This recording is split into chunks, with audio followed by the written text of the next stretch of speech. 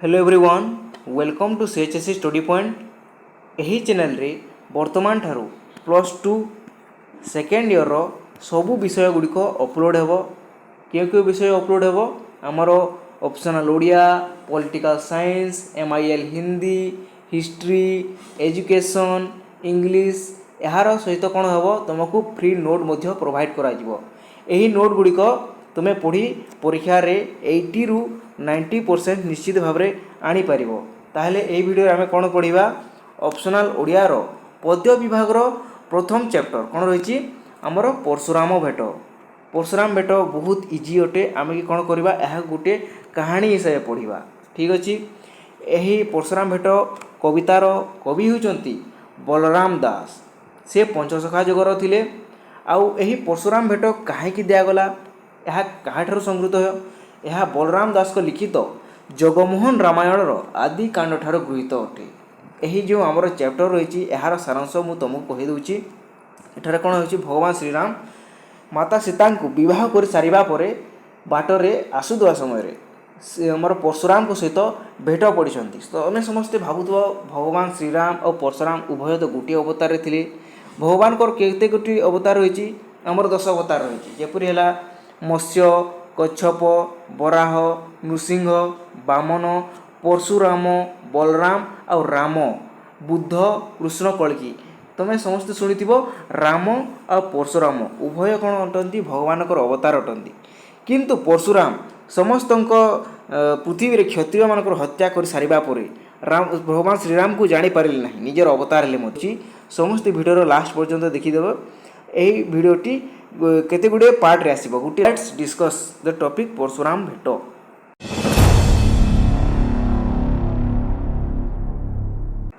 कौन रही भगवान श्रीराम माता सीता विवाह कर सारिबा परे तापरे ऑनवर्ड्स कौन रही मिथिला कटकरू से होइले बाहर बाटे राजा माने दियंती उपहार। भगवान श्रीराम माता सीता को मिथिला कटक ठारू विवाह करी तांको अयोध्या आड़कू गमन करुछंती। तापरे कौन होची बाटरे राजा माने तांकू एही विवाहर शुभेच्छा प्रदान करिबा पई उपहार गुड़िक देउछंती। से दिन वैशालीपुरे रहिले। से दिन जो ठारू आसिले वैशालीपुरे रहिले रजनी प्रभा तेणु तहु चलीगले। से दिन प्रभात हेबा पूर्वर वैशालीपुर छाड़ी चलीगले। तापरे कौन है सुर नदी इंपोर्टेंट क्वेश्चन हेबो क्यों नदी पार करी जाइतिले सुर नदी। सुर नदी जिणी विपुल बने जाई से दिन तही विश्राम मिले जाई।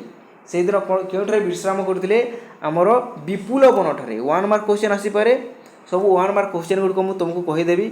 सिद्ध बने जाई रहिले आर दिन नेक्स्ट दिन क्यों रही आमर सिद्ध बन रही विश्वामित्र आश्रम से अति वितपन। से सिद्ध बन रे किए रोते आमर विश्वामित्र ऋषि होते अति वितपन तांकर आश्रमटी पवित्र अटे। चौटी संभार विधि तही कले भगवान श्रीराम कौन करते चौटी संभार विधि से ही ठारे करते क्योंठारे आमर विश्वामित्र आश्रम। निशी प्रभातरु तहु चलीगले। प्रभात हेबा पूर्वर से ही केउठाकू छाड़ी चाहिए आमर सिद्ध वन को। नेक्स्ट दिन कौन है से दिन दशरथ देखिले विपरीत। एठार कौन हेब चैप्टर गुटे अलग दिग को मोड़ी हेब। कौन है से दिन कौन है दशरथ देखिले विपरीत। कौन विपरीत देखिले यह भी गोटे इंपोर्टेंट क्वेश्चन अटे। 4 मार्क क्वेश्चन आसी थाए समस्ते बुझी जातु। कौन हेब पर्वत उपरे पड़िला निरीघात। कौन देखिले दशरथ भगवान श्रीराम को पिता पर्वत उपरे कौन होची निरीघात पड़ुची। निरीघात अर्थात बिजुली पड़ुची। बामनयन से स्फुरई घन घन तांकर बामनयन कौन होची बारंबार स्फुरई हलचल होची। कौन अच्छे आमर पुरुष मानकर बामनयन स्फुरित हेले कौन हुए अशुभ संकेत मना जाए। किंतु महिला मानकर से बामनयन स्फुरित हेले कौन हुए ताहाको शुभ मना जाए। ठीक अच्छे। गिध पक्षी उपरे उड़ई पुन पुन। गिध पक्षी जो रही उपरे उड़ी जाऊँगी घेन घेन उड़ूची ताहा भी मध्य गोटे अशुभ संकेत अटे। से माने कौन कर माता सीता को नहीं विवाह सारी राज्य आड़े जाऊँगी किंतु बाटरे यही सब दृश्य देखला पड़े कौन हेब राजा विपरीत देखिले किए दशरथ। मनुष्य शरीर उपरे बसई आसिकाक। मनुष्य शरीर उपरे କୁଆ ପକ୍ଷୀ ଆସି ବସୁଛି, ଏହା ତ ବହୁତ ବଡ଼ ସଙ୍କଟ ହେଲା। ଉପସର୍ଗ ବି ଯେ ବୋଲନ୍ତି ଥୋକେ ଲୋକ, ଉପସର୍ଗର ଅର୍ଥାତ୍ ଅଶୁଭ, ଏହା ସବୁ ଗୋଟିଏ ଅଶୁଭ ସଂକେତ ଅଟେ କି ନାହିଁ? ଅଶୁଭ ସଂକେତ ଅଟେ। ଶ୍ରୀରାମ ଆଗରେ ଶୃଗାଳ ଦିଅନ୍ତି ରାବ, ଭଗବାନ ଶ୍ରୀରାମ କ'ଣ କରନ୍ତି? ନବବିବାହିତ ଆସୁଛନ୍ତି, ତାଙ୍କ ସାମ୍ନାରେ ଶୃଗାଳ ଆସି ରାବ ଦେଉଛି, ତାହେଲେ ବହୁତ ଗୋଟେ ବଡ଼ ଘଟଣା ହେବାକୁ ଯାଇଛି, ଅଘଟଣ। କୁହୁଡ଼ି ହୁଇଣ ଆଗେ କୁହୁ ଝଟକନ୍ତି, ତାହେଲେ ତାଙ୍କ ଆଗରେ କ'ଣ ହେଲା? କୁହୁଡ଼ି ଆସି ବସିଲା। ତାପରେ କ'ଣ ହେବ? ସୂର୍ଯ୍ୟଙ୍କର କିରଣ ହୋଇଲା ନ୍ୟୁନ, ସୂର୍ଯ୍ୟଙ୍କ ଦିନ ବେଳା କ'ଣ ହେଉଛି? ସୂର୍ଯ୍ୟଙ୍କ କିରଣ ଧୀରେ ଧୀରେ କମ୍ ହେବାକୁ ଯାଉଛି, ଲୋପ ହେବାକୁ ଯାଉଛି। କି ଜାଣେ ଦିନକର ପୂର୍ଣ୍ଣିମାର ଜହ୍ନ, ପୂର୍ଣ୍ଣିମାର ଜହ୍ନରେ କିପରି ସୂର୍ଯ୍ୟ ଦେଖାଯାଆନ୍ତି, ଅନ୍ଧାର ହେଲେ ମଧ୍ୟ କେବଳ ଗୋଟିଏ ହେଇଛନ୍ତି ଗୋଲ ହୋଇ। ସେହିପରି ଭାବେ ଦିନରେ ଅନ୍ଧାର ହେବାକୁ ଲାଗିଲା, ଆଉ ସୂର୍ଯ୍ୟ ଚନ୍ଦ୍ରମା ପଡ଼ି ଦେଖିବାକୁ ଲାଗିଲେ। ଧୂମକେତୁ ଉଦୟ ହେଲା କି ଗଗନେ, ଦିବସଣେ ଉଦୟ ହେଲା ତାରାମାନେ। ଦିନ ବେଲା କ'ଣ ହେଲା? ତାରାମାନେ ଦିଶିବାକୁ ଲାଗିଲେ ଆମର ଆକାଶରେ। ଧୂମକେତୁ ଉଦୟ ହେଲା ବୋଲି ସମସ୍ତେ ଭାବୁଛନ୍ତି। କୁହୁଡ଼ି କଲା ପ୍ରାୟ ନ ଦିଶଇ ଦିବସ, ଆମେ ସକାଳୁ ଶୀତ ମାସେ ଉଠିଲେ କିପରି ଦିଶିଥାଏ? କୁହୁଡ଼ି ହୋଇଥାଏ, ଆମେ ସାମ୍ନାକୁ ଦେଖିପାରୁନାହିଁ। ସେହିପରି ଭାବରେ ସେହିଦିନ କ'ଣ ହେଲା? ଦିବସ ବେଲେ ଆକାଶରେ ପୂର୍ଣ୍ଣିମାର ଜହ୍ନ ପରି ସୂର୍ଯ୍ୟ ଦେଖାଗଲା। ଆମର ଶ୍ରୀରାମଙ୍କ ଆଗରେ ଶୃଗାଳମାନେ ରାବ ଦେଲେ। ଦିନ ବେଲା ତାରାମାନଙ୍କର ଆବିର୍ଭାବ ହେଲା, ଆଉ କୁହୁଡ଼ି ହୋଇ ସାମ୍ନାକୁ କିଛି ଦିଶିଲା ନାହିଁ। ପ୍ରବଳ ହଇଣ ଯେ ବହଇ ବତାସ, ହଠାତ୍ କ'ଣ ହେଉଛି? ଏସବୁ ଘଟଣା ଘଟୁଛି। ତାଙ୍କ ସେ ଗଲା ବାଟରେ ପବନ ବହୁତ ଜୋରରେ ବହିବାକୁ ଲାଗିଲାଣି। ଦଶରଥ ବିଚାରେ ଉପସର୍ଗ କଥା, ସେ କ'ଣ କଲେ? ସବୁ ଅଶୁଭ କଥା ଗୁଡ଼ିକ ଭାବିବା ଆରମ୍ଭ କରିଦେଲେ। ତାଙ୍କ ପୁତ୍ରଙ୍କର ବିବାହ କରି ଖୁସି ମନରେ ଆସୁଛନ୍ତି, ରାଜାମାନେ ତାଙ୍କୁ ଉପହାର ଦେଉଛନ୍ତି, ଏହିସବୁ କ'ଣ ଅଶୁଭ ସଂକେତ ଗୁଡ଼ିକ। ବଶିଷ୍ଠ ରାୟ ବିଚାରେ ମହାରଥା, ସେ କ'ଣ କଲେ? ବଶିଷ୍ଠ ଋଷିଙ୍କୁ ଏହିସବୁ କଥା ବିଷୟରେ ପଚାରିବାକୁ ଚେଷ୍ଟା କରିଥିଲେ। ବଶିଷ୍ଠ ରାୟ ବିଚାରେ ମହାରଥା, ଇଏ ଶଙ୍କୁନ୍ୟମାନ ଯେ ବିପରୀତ ଦିଶଇ। ବଶିଷ୍ଠ ଋଷି କିଏ ଥିଲେ? ଆମର ଦଶରଥଙ୍କର କୁଳଗୁରୁ, ତାଙ୍କର ମହର୍ଷି ବଶିଷ୍ଠ ଥିଲେ କୁଳଗୁରୁ। ମୋହର ମନକୁ ଇଏ ଶୁଭ ନ ଆସଇ, ଏହିସବୁ ଯେଉଁ ଘଟଣା ଗୁଡ଼ିକ ହେଲା ଆମର ଦଶରଥ ରାଜାଙ୍କୁ କ'ଣ ଲାଗିଲା? ଏହା ସବୁ ଅଶୁଭ ଗୁଡ଼ିକ ଲାଗିଲା। ତାହା ବିଷୟରେ କାହାକୁ ପଚାରିଲେ? ଆମର ତାଙ୍କର ଗୁରୁଙ୍କୁ ପଚାରିଲେ। ଗୁରୁ କିଏ? ଆମର ବଶିଷ୍ଠ ଋଷି। ଅବଶ୍ୟ ବିପରୀତ ହୋଇବାକୁ ଆଜ, ସେ କ'ଣ କହିଲେ? ଆମର ବଶିଷ୍ଠ ଋଷି କ'ଣ କହିଲେ? ଏହିସବୁ ତୁମେ ଯେଉଁ ଅଶୁଭ ସଂକେତ ଗୁଡ଼ିକ ଦେଖିଲ, ଏହା ସବୁ କିଛି ବିପରୀତ ହେବାର କିଛି ଆଶଙ୍କା ରହିଛି। ପ୍ରମାଦ ହୋଇବ ଇଏ ମୋହର ଶୁଭ କାର୍ଯ୍ୟ, କିଏ କହୁଛନ୍ତି? ଏହା ଦଶରଥ କହୁଛନ୍ତି। ତାଙ୍କ ପୁତ୍ରଙ୍କ ବିବାହ ବହୁତ ଶୁଭ କାର୍ଯ୍ୟ ହୋଇଛି, କିନ୍ତୁ ଏହି ଶୁଭ କାର୍ଯ୍ୟରେ କ'ଣ ହେବ? ପ୍ରମାଦ ହୋଇବ, ଅଶୁଭ ହୋଇବ। ମୁନିଏ ବୋଇଲେ ହୋ ଆନ ନାହିଁ କିଛି, ଆମର ବଶିଷ୍ଠ ଋଷି ତାଙ୍କୁ ଫେର କହିଲେ, କ'ଣ କହିଲେ? ମୁନିଏ ବୋଇଲେ ହୋ ଆନ ନାହିଁ କିଛି, ଏକେ କଥା ଏକ ଭ୍ରାନ୍ତ ତୋର ଅଛି। ଏହିସବୁ ଯେଉଁ କଥା ଗୁଡ଼ିକ ତୁମର ଚିନ୍ତା କରୁଛ, ଏହା ସବୁ ତୁମର ଭ୍ରାନ୍ତ ଭାବନା ଗୁଡ଼ିକ ଅଟେ। କ୍ଷତ୍ରିଙ୍କର ଐରି ଯେ ଅଟଇ ପରଶୁରାମ, ସିଦ୍ଧ ବନେ ଯେଉଁ କରିଅଛି ଆଶ୍ରମ। ସେମାନେ କେଉଁ ରାସ୍ତା ଦେଇ ଯାଉଛନ୍ତି? ଆମର ସିଦ୍ଧବନ ଆଶ୍ରମ ଆମର ଦେଇ ଯାଉଛନ୍ତି। ତାଙ୍କର କନଭୟ ଗୁଡ଼ିକ କେଉଁଠାରୁ ଯାଉଛି? ସିଦ୍ଧବନ ଆଡ଼ୁ ଯାଉଛି। କ୍ଷତ୍ରିଙ୍କର ଐରି, ଐରିର ଅର୍ଥ କ'ଣ? ଶତ୍ରୁ। କ୍ଷତ୍ରିୟମାନଙ୍କର ଶତ୍ରୁ କିଏ ଅଟନ୍ତି? ପରଶୁରାମ। ପରଶୁରାମଙ୍କୁ ଦେଖିଲେ କ୍ଷତ୍ରିୟମାନେ ଡରି ପଳାଉଥିଲେ। ପରଶୁରାମ କ'ଣ କରୁଥିଲେ? କ୍ଷତ୍ରିୟମାନଙ୍କର ଗଳା କାଟି ଦେଉଥିଲେ। ସିଦ୍ଧବନେ ଯେଉଁ କରିଅଛ ଏଇ ଆଶ୍ରମ, ସେହି ସିଦ୍ଧବନରେ ପରଶୁରାମ ଋଷି କ'ଣ କରିଛନ୍ତି? ଆଶ୍ରମ କରିଛନ୍ତି। ସେହିଦିନ ସେ ନ ପୁଣ ହୋ ଭେଟ ପଡ଼ିଯାଇ ଆଜ, ଯଦି ସେ ଆମ ସହିତ ଆଜି ଭେଟ ହେବେ ତାହେଲେ କ'ଣ ହେବ? ତାହାକୁ ଦେଖିଲେ ଯେ ହୋଇବ ମନ୍ଦ କାର୍ଯ୍ୟ, ଯଦି ଆମେ ତାଙ୍କ ସହିତ ଭେଟ ପଡ଼ିବା ତାହେଲେ କ'ଣ ହେବ? ଆମର କାର୍ଯ୍ୟରେ ବାଧା ବିଘ୍ନ ଆସିପାରେ, ମନ୍ଦ କାର୍ଯ୍ୟ ହୋଇପାରେ। ଏତେ ବୋଲି କହୁଁ ଯେ କରନ୍ତି ଗମନ, ଧ୍ୟାନେ ବସିଥିଲା ଯେ ରେଣୁକା ନନ୍ଦନ। ଏତେ ବୋଲି ସେମାନେ କ'ଣ କରିଛନ୍ତି? ଭାବି ଚିନ୍ତା କରି ଆଗକୁ ବଢ଼ୁଛନ୍ତି।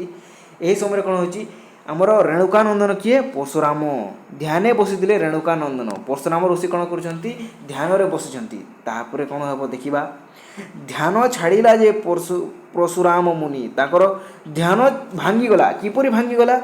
ସମାଧି ଭାଜିଲା ଯେ ବୀରତୁର ଶୁଣି, ଭଗବାନ ଶ୍ରୀରାମ କିପରି ଆସୁଛନ୍ତି? ତାଙ୍କ ସାମ୍ନାରେ ବୀରତୁର ବାଦ୍ୟ ବାଜୁଛି। ଆମର ରାଜାମାନେ ଆସୁଛନ୍ତି ତାଙ୍କ ସହିତ, ତାଙ୍କର ପିତା, ତାଙ୍କର ଘୋଡ଼ା ହାତୀ ଆସୁଛି। ଆଗରେ ତାଙ୍କ ବୀରତୁର ଶବ୍ଦ ଶୁଣି ପରଶୁରାମ ମୁନିଙ୍କର କ'ଣ ହେଲା? ଧ୍ୟାନ ଭାଙ୍ଗିଗଲା। ମନେ ବିଚାର ସେ କିସ ଯେ ଶବଦ, ଏହି ଜଙ୍ଗଲ ଭିତରେ ଏହି ଶବ୍ଦ କିପରି ଭାବେ? ଏହା ତ କେବେ ଶୁଣି ନାହିଁ। ଶ୍ରବଣକୁ ଶୁଭ ଯେ ବୀରତୁର ବାଦ୍ୟ ତାଙ୍କ କାନକୁ ସେହି କ'ଣ ଭାବେ ଲାଗୁଛି ଏହା ହେଉଛି ଗୋଟିଏ ବୀରତ୍ୱର ବାଦ୍ୟ। ଆବର କି ବୀରେ ଅଛନ୍ତି ଦେହ ଘେନି ବୀରନ୍ତ ମାରି ଶୂନ୍ୟ କଲଇ ମେଦିନୀ। ସେ କ'ଣ କହୁଛନ୍ତି, ଚିନ୍ତା କରୁଛନ୍ତି ଆମର ପରଶୁରାମ ମୁନି, ମୁଁ ପୃଥିବୀରେ ସମସ୍ତ ଆମର କ୍ଷତ୍ରିୟମାନଙ୍କୁ ମାରି ସାରିବା ପରେ ପୁଣି କୌଣସି ଲୋକମାନେ ଅଛନ୍ତି କି ଏହି ପୃଥିବୀରେ? ମୁଁ ତ ସମସ୍ତଙ୍କୁ ମାରି ସାରିଛି, ତାହେଲେ କ'ଣ ହେବ? ପୁଣି ବୀରତ୍ୱର ଶୁଭିଲାକ ମୋତେ ପୁଣି ଥରେ ସେଇ ବୀରତ୍ୱର ବାଦ୍ୟ କାହିଁକି ଶୁଭୁଛି? କେବଳ ବୀର ପ୍ରତାପୀ ହୋଇଲେ ଜଗତେ। ଆଉ କୌଣସି ପ୍ରତାପୀ ରାଜା ଏହି ଜଗତରେ ସୃଷ୍ଟି ହେଲେ କି? ପୂର୍ବର କଥା ମାନ ନାହିଁ କି ସେ ଶୁଣି ବୀରତ୍ୱର ବଜାଇ ଯେ କେବଳ ଗୁଣ ଘେନି। ପରଶୁରାମ କ'ଣ କହୁଛନ୍ତି? ପୂର୍ବର କଥା ମାନ ନାହିଁ କି ଶୁଣି ବୀରତ୍ୱର ବଜାଇ ଯେ କେବଳ ଗୁଣ ଘେନି। ସେ ନିଜର କଥା ଚିନ୍ତା କରୁଛନ୍ତି ଆଉ କହୁଛନ୍ତି, ମୁଁ ଯେଉଁପରି ଭାବରେ କ୍ଷତ୍ରିୟମାନଙ୍କୁ ନାଶ କରିଛି ସେ ମୋ ବିଷୟରେ କେବେ ଶୁଣି ନାହିଁ କି? ବୀର ଦର୍ପ ଗଞ୍ଜନ ମୁଁ ବୀରଙ୍କର ନାଥ, ଯେ ବୀର ବୋଲିବ ଛେଦଇ ତର ମାଥ। ସେ ନିଜକୁ କ'ଣ କହୁଛନ୍ତି? ବୀର ଦର୍ପ ଗଞ୍ଜନ ମୁଁ ବୀରଙ୍କର ନାଥ, ମୁଁ ହେଉଛି ସମସ୍ତ ବୀରମାନଙ୍କର ମଧ୍ୟରେ ବୀର। ଯେ ନିଜକୁ ବୀର ବୋଲି କହିବ ମୁଁ ତାର କ'ଣ କରିବି? ମାଥକୁ ଛେଦି ଦେବି, ଛିଣ୍ଡାଇ ଦେବି। ତାହେଲେ ସମସ୍ତେ ଯେଉଁ ଶତ୍ରୁ ଗୁଡ଼ିକ ଥିଲେ ତାଙ୍କୁ ଡରୁଥିଲେ, କ୍ଷତ୍ରିୟମାନେ ଥିଲେ ସମସ୍ତେ ତାଙ୍କୁ ଡରୁଥିଲେ। ଯିଏ ନିଜକୁ ବୀର ବୋଲିବ ତାହାର ସେ ଗଳାକୁ କାଟି ଦେଉଥିଲେ। ବୀର ବୋଲି ମୁଁ ଯେ ନ ଥଇଲେ ସୀମା, ଯେତେ ବୋଲି କୋପ କଳାକ ପରଶୁରାମ। ଏହା ଗୁଡ଼ିକ ଆମର ବୀରବାଦ୍ୟ ଶୁଣି କ'ଣ ହେଲା? ସେ ରାଗ ହେଲେ, ନିଜକୁ ଭାବିଲେ ପୁଣି କୌଣସି କ୍ଷତ୍ରିୟ କୌଣସି ରାଜା ଜନ୍ମ ହେଲେ କି? ମୋର କଥା ସେମାନେ ଶୁଣି ନାହାନ୍ତି କି? ତାଙ୍କର କ'ଣ ହେଲା? ସେ କୋପ କରିବା ଆରମ୍ଭ କଲେ। ତାପରେ କ'ଣ ହେବା? ନିଶ୍ୱାସ ଖରତର କାଳସର୍ପ ଜାଣି। ତାଙ୍କର ନିଶ୍ୱାସ କିପରି ଭାବରେ ହେଲା?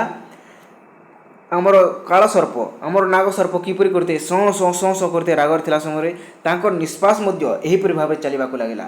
ବହୁତ ରାଗ ହେବାକୁ ଲାଗିଲେଣି ସେ। ଘନ ଘନ କୋପ ଯେ କରଇ ପରଶୁମଣି, ସେ ଅତ୍ୟଧିକ ରାଗ ହେବାକୁ ଲାଗିଲେ। ତାଙ୍କର ନିଶ୍ୱାସ ଜୋରସୋରରେ ଚାଲିବାକୁ ଲାଗିଲା। ବନସ୍ତରୁ ବାହାରେ ହୋଇ ଦିଶିଲାକ ଋଷି। ସେ ତାଙ୍କ କ'ଣ କଲେ? ବନସ୍ତରୁ ବାହାରିଲେ ଆଉ ଋଷି ସମସ୍ତେ ଦେଖିପାରିଲେ। କଲା ମେଘ ବିଦାରେ କି ବାହାରେ ହୋଏ ଶୋଷି। କଲା ମେଘକୁ ବିଦାରି ଆମ ଅଲଗା ଅଲଗା କରି ଚନ୍ଦ୍ରମା କିପରି ଭାବେ ବାହାରିଥାନ୍ତି, ସେହିପରି ଭାବରେ ପରଶୁରାମ ମୁନି କିପରି ବାହାରୁଛନ୍ତି?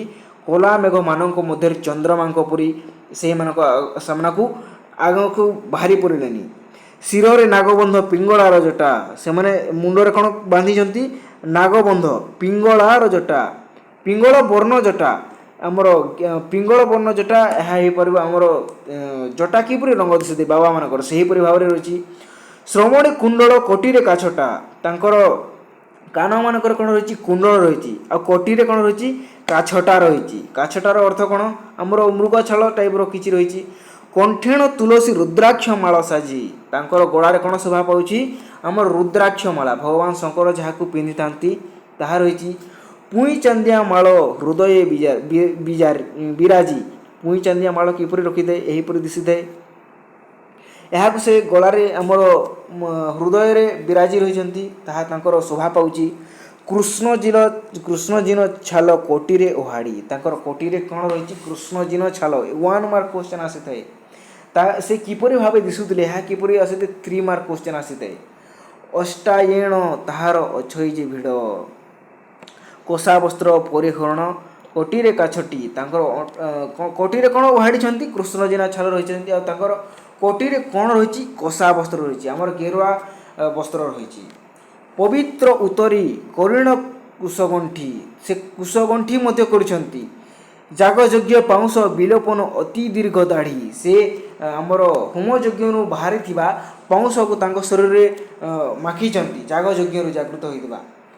ଆଉ ତାଙ୍କର ଦାଢ଼ି ଅତି ଦୀର୍ଘ, ବହୁତ ବଡ଼ ଦାଢ଼ି ରହିଛି। ଫର ଫର ନିଶ ଅଛଇ ହାଦେ ଉଡ଼ି। ତାଙ୍କର ନିଶ ଗୁଡ଼ିକ କ'ଣ ହୋଇଛି? ଉଡ଼ୁଛି। ପିଠିରେ ପକାଇ ଅଛଇ ବ୍ୟାଘ୍ର ଛାଲ। ତାଙ୍କର ପିଠିରେ କ'ଣ ରହିଛି? କାହାର ଛାଲ ରହିଛି? ଆମର ବାଘର ଛାଲ ରହିଛି। କପାଳେ 3 ଖଣ୍ଡ କରିଅଛି ଭାଳ।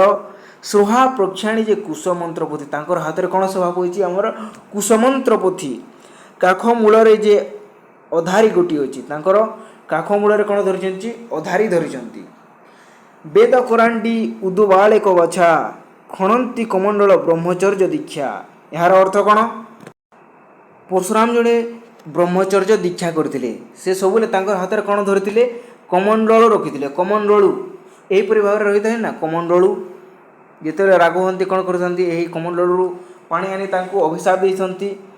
ବାମକରେ ଧନୁ ଡାହାଣେ କୋଠାର, ତାଙ୍କର ବାମ 1 ମାର୍କ କ୍ୱେଶ୍ଚନ୍ ଗୁଡ଼ିକ ଆସିଥାଏ। ତାଙ୍କର ବାମ କରରେ କ'ଣ ରହିଛି, ଧନୁ ରହିଛି, ଆଉ ଡାହାଣ ହାତରେ କ'ଣ ରହିଛି, କୋଠାର ରହିଛି। କୋଠାର କିପରି ରହିଥାଏ, ତାଙ୍କର ସେ କୋଠାରରେ ଶତ୍ରୁମାନଙ୍କର ଗଳାକୁ ଛେଦନ କରିଥାନ୍ତି। କଣ୍ଠ ତଟେ ସହି ଅଛି ତୃଣଭାର। ତୃଣଭାର, ତୃଣଭାର କ'ଣ ଅଟେ, ଯେଉଁଠାରେ ସ୍ୱର ଗୁଡ଼ିକ ରଖିଯାଆନ୍ତି ତାହା ହେଉଛି ତୃଣଭାର। ବୈଷ୍ଣବ ନାବେ କୋଦଣ୍ଡେ ଗୁଣ ଦେଇ, ତାଙ୍କର ଧନୁର ନାମ ହେଲା ଆମର ବୈଷ୍ଣବା ଧନୁ। ନାମେ କୋଦଣ୍ଡ ଗୁଣ ଦେଇ ପଇତା ଛନ୍ଦିଣ ଯେ ଅଛଇତା ଲାଇ, ନୟନରେ ତେଜିକି ମିଥୁନର ବିଜୁଳି। ତାଙ୍କ ଆଖିରେ ଏତେ ରାଗ ହୋଇଛନ୍ତି, ତାଙ୍କ ଆଖିରେ ବିଜୁଳି ସମାନ ଦେଖାଯାଉଛି। ଯେଣେ ନ ଚାହିଁ ତେଣେ ଅଗ୍ନି ଜଳି, ଯେଉଁଠାରେ ସେ ଦେଖୁଛନ୍ତି ସେଠାରେ କ'ଣ ହେଉଛି, ଅଗ୍ନି ଜଳି ଯାଉଛି। ନିଶ୍ୱାସ ବହନ୍ତେ ହଲଇ ନାସାର ବିମ୍ବର, ତାଙ୍କର ଯେଡ଼େ ଦୂର ନିଶ୍ୱାସ ନେଉଛନ୍ତି ଯେ ତାଙ୍କର ନାକ ଗୁଡ଼ିକ ଓସାର ହେଇଯାଉଛି। ରୋମ ତାଙ୍କର ଏଇ ଓଷ୍ଠ ଥରହର, ବହୁତ ରାଗରେ ଥିଲେ କ'ଣ ହେଉଛି, ତାଙ୍କର ଓଷ୍ଠ ମଧ୍ୟ ଥରହର ହେଇଯାଉଛି। ଗୁସବମ୍ସ ଆସିଯାଉଛି ତାଙ୍କୁ। ସମୁଦ୍ର କୂଳେ କି ଅଗସ୍ତି ଆସେ ହୋଏ, ଦକ୍ଷିଣ ସନ୍ୟହୀ ଯେ କୋଳେ ମହାଭୟେ। ଅର୍ଥାତ୍ କ'ଣ, ସମୁଦ୍ର କୂଳେ କି ଅଗସ୍ତେ ଆସି ହୋଏ, ଦକ୍ଷିଣ ସନ୍ୟହୀ ଯେ କୋଳେ ମହାଭୟେ। ସମୁଦ୍ରକୁ କିଏ ପିଇ ଦେଇଥିଲେ, ଆମର ଅଗସ୍ତ୍ୟ ଋଷି। ଯଦି ପୁଣି ଥରେ ଅଗସ୍ତ୍ୟ ଋଷି ସମୁଦ୍ର ପାଖକୁ ଯିବ ତାହେଲେ ସମୁଦ୍ର କିପରି ଭାବରେ ଭୟ କରିବ।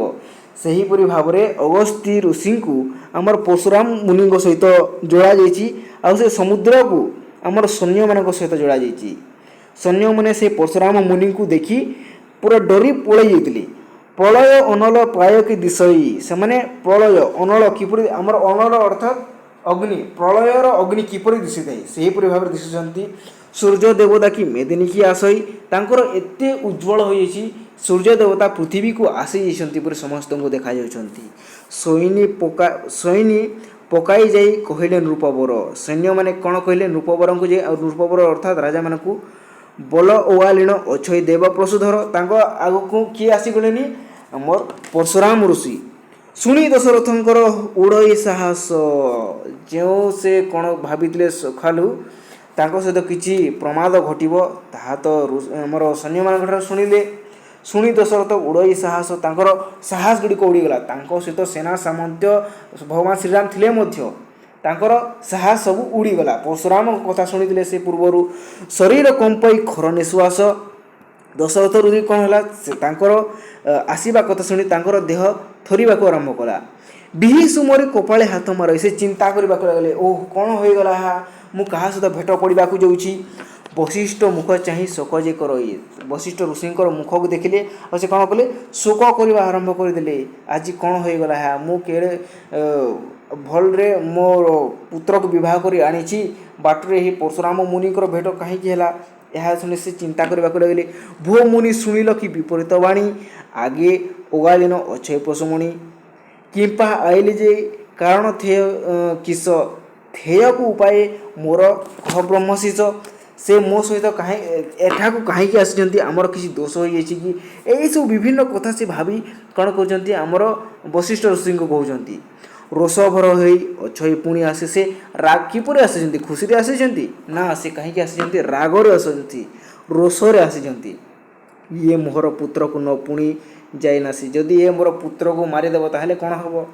ଆଜି ବିବାହ ହେଉଛି, ଆଜି ଯଦି ପରଶୁରାମ ମୁନି ତାଙ୍କୁ ମାରିଦେଲେ, କି ବୁଧ କରିବି କହିସି ବିଚାର। ଶୁଣିଲେ ବୋଇଲେ ବଶିଷ୍ଠ ତପଚାରି, ପ୍ରଭୁ ଐଲାକ ବୀରତ୍ୱ ଶୁଣି, ଚାଲ ପ୍ରବୋଧିବା କରିବା ନୃପମଣି। ସେ ଯେପରି ଭାବେ ରାଗରେ ରହିଛନ୍ତି, ଦଶରଥଙ୍କ ସହିତ ବଶିଷ୍ଠ ଋଷି ଯିବେ ଆଉ ତାଙ୍କୁ କ'ଣ କରିବେ, ବୁଝାଇବେ, ପ୍ରବୋଧ କରିବେ। ତାପରେ କ'ଣ ହେବା, ନେକ୍ସଟ ଭିଡ଼ିଓରେ ଯେଭଳି ଉପସର୍ଗ ଦେଖିଲୁ ତୁ ଆଜ ଏଠାରୁ ପଢ଼ିବା। ଧନ୍ୟବାଦ।